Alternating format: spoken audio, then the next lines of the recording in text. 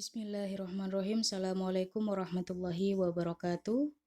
Ahlan wa sahlan sobal khair kelas 4 yang dirahmati Allah Subhanahu wa taala. Alhamdulillah pada pagi hari ini kita masih dalam keadaan sehat walafiat. Semoga semuanya selalu sehat dan tetap semangat belajar akidah akhlak meskipun masih di rumah. Baik, pada pertemuan keempat ini kita memasuki pelajaran 8 yakni sifat Allah, as-salam dan al-mu'min. Sebelum kita mulai pembelajaran hari ini, marilah kita buka dengan membaca basmalah. Bismillahirrahmanirrahim. Baik, sebagaimana yang kita ketahui bahwa Asmaul Husna ialah nama-nama baik di sisi Allah Subhanahu wa taala.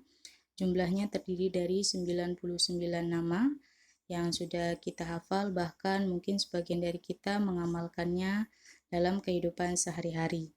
Kemudian pada pembelajaran 8 ini ada dua Asmaul Husna yang akan kita pelajari. Yang pertama As-Salam dan yang kedua Al-Mu'min. Asmaul Husna yang pertama yaitu As-Salam memiliki arti Allah yang Maha Sejahtera. Kemudian bisa kalian lihat di buku paket kalian halaman 98. As-Salam menurut bahasa berarti selamat dari aib dan kekurangan karena kesempurnaan zat, sifat, dan perbuatan-perbuatannya. Dari sini, dari Asmaul Husna As-Salam, kita mengetahui bahwasanya Allah adalah Maha Sempurna, tidak memiliki kekurangan, tidak cacat, tidak rusak, sebagaimana tercantum dalam surat Al-Ikhlas. Allah berfirman, Bismillahirrahmanirrahim, Qul huwallahu ahad, Allahus samad, lam yalid walam yulad, walam yakul lahu kufuwan ahad.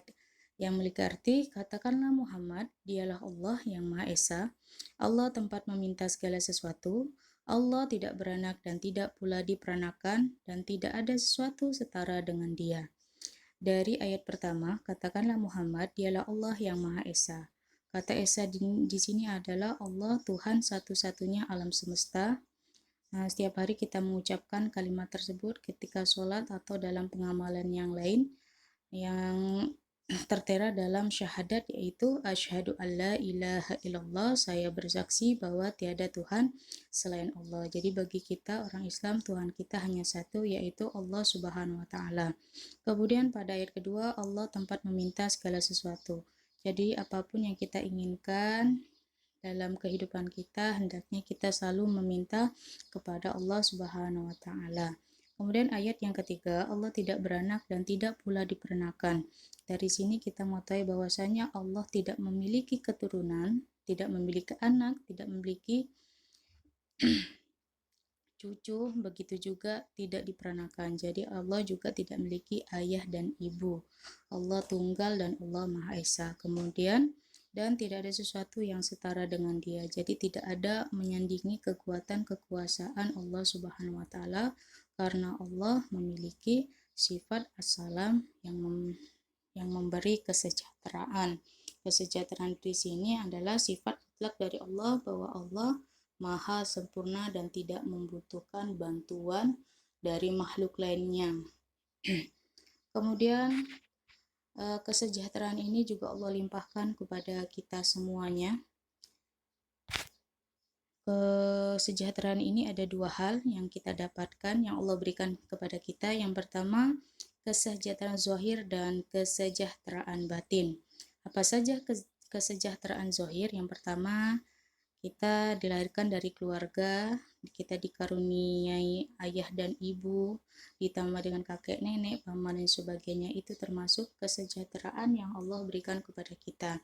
Kita merasa aman, ada orang tua, keluarga, teman, guru, dan lain sebagainya, lingkungan kita yang baik. Kemudian kesejahteraan yang kedua bisa dengan rumah, kemudian mobil, motor, dan lingkungan yang baik, termasuk juga kesejahteraan yang diberikan Allah kepada kita. Kemudian teman yang baik juga termasuk kesejahteraan yang Allah berikan dalam bentuk zahir.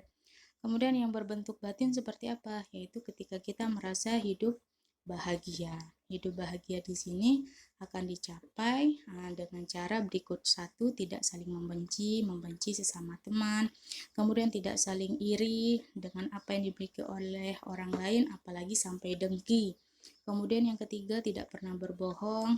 Dengan tidak berbohong maka kita tidak melakukan dosa, tidak membohongi orang lain, kita hidup dengan jujur. Kemudian selanjutnya tidak melakukan ghibah. Ghibah di sini artinya membicarakan keburukan orang lain di belakangnya.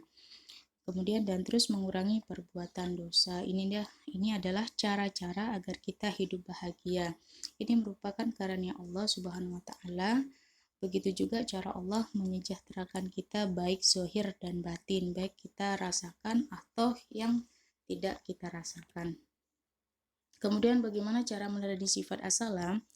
Yang pertama, satu, membantu orang lain dengan ikhlas. Dengan membantu orang lain dengan ikhlas, maka kita juga ikut bahagia apabila bantuan kita digunakan oleh orang tersebut. Kemudian dua, menebarkan salam dan senyum.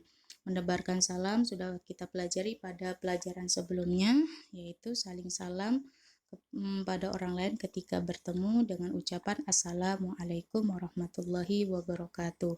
Kemudian kita sempurnakan dengan sebuah senyum yang ikhlas, senyum yang baik, sehingga orang tersebut terkesan dan berbuat baik kepada kita karena dengan senyuman kita. Kemudian yang ketiga, tidak mencelah orang lain. Ini yang perlu kita hindari.